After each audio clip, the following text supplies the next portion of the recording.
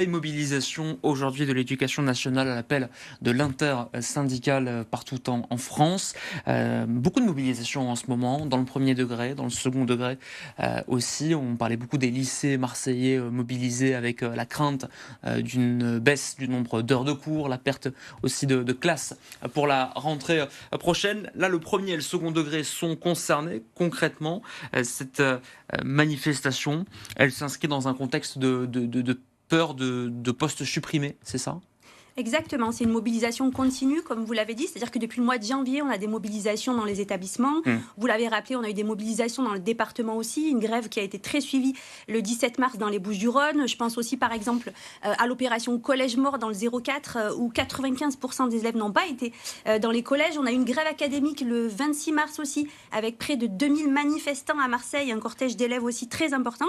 Et donc, cette grève nationale, elle s'inscrit dans ce mouvement continu, effectivement, pour dénoncer les suppressions de postes et le manque de moyens. Suppression de postes qu'on commence déjà à voir pour la rentrée prochaine. Hier s'est tenu le conseil social d'administration au rectorat. Et donc, le budget d'austérité qui est passé à coup de force, en fait, avec le 49.3, produit les effets qu'on pensait. Donc concrètement, vous craignez combien de postes supprimés, peut-être de risque de fermeture de classe pour l'académie pour l'année prochaine? Ce qu'on constate, c'est que dans le second degré, on aura plus d'une quarantaine de suppressions de postes. D'accord. Dans le premier degré, plus d'une trentaine. Ça se traduit en réalité par des suppressions de postes, mais aussi par des suppressions de classes, une augmentation du nombre d'élèves par classe et une offre de formation qui va diminuer. Nous, ce qui nous met fortement en colère, c'est que depuis 2018, on a plus de 10 000 postes qui ont été supprimés, alors même que le nombre d'élèves augmentait. Et aujourd'hui, on nous dit que la baisse démographique, elle sert à justifier les suppressions de postes. Ce qui veut dire, en définitive, que quand le nombre d'élèves augmente, le ministère supprime des postes. Quand le nombre d'élèves diminue, le ministère supprime des postes. Donc la seule constante, c'est le mépris. C'est le mépris pour les personnels, le mépris pour les élèves et leurs familles et le mépris pour le service public d'éducation. Il faut rappeler, Salima, que ces mouvements de grève, de contestation se produisent dans une période aussi cruciale pour certains collégiens, lycéens. En tout cas, on arrive dans une période d'examen, de préparation aussi aux examens. Donc faire grève maintenant, on l'a vu avec les lycées la semaine dernière par exemple, ce n'est pas anodin. Ça a un impact aussi, à la fois sur le personnel éducatif, mais aussi sur les élèves.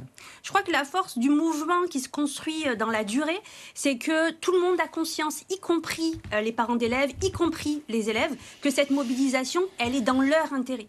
Ce qu'on exige, nous, c'est l'amélioration des conditions de travail des collègues, mais aussi l'amélioration des conditions d'études des élèves. Et je crois que cette singularité, elle a pointé notamment dans les Bouches-du-Rhône, c'est que le mouvement est fortement suivi par les élèves, par les étudiants, par les parents d'élèves. Je parlais tout à l'heure, par exemple, des opérations collège mort, c'est-à-dire que les parents décident aussi de ne pas envoyer leurs enfants dans les classes. Mobilisation au pluriel, fortement suivie au pluriel aussi, et pourtant le rectorat ne semble pas changer son fusil d'épaule. Au-dessus de lui, l'éducation nationale, le ministère, quels sont vos leviers pour faire changer la donne avant la rentrée prochaine et surtout pour tenter de faire entendre au mieux vos revendications? On a deux interlocuteurs. On a le rectorat en premier lieu, et donc les établissements se sont mobilisés, ont demandé des audiences et on les accompagne pour récupérer des moyens. Et ça, c'est possible, on le sait, même si c'est à la marge. Et notre deuxième interlocuteur, on en a bien conscience, c'est le ministère. On est prêt à mettre en place un bras de fer ultra déterminé, puisqu'on sait que le ministère a du mal à nous entendre et qu'il va falloir accentuer les mobilisations. Nos mobilisations, elles sont déjà tourner vers la rentrée 2026 et vers le budget 2027, parce qu'on sait que tout découle du budget 2027, à la fois les créations de postes, la nécessaire revalorisation des salaires aussi et l'amélioration des conditions de travail.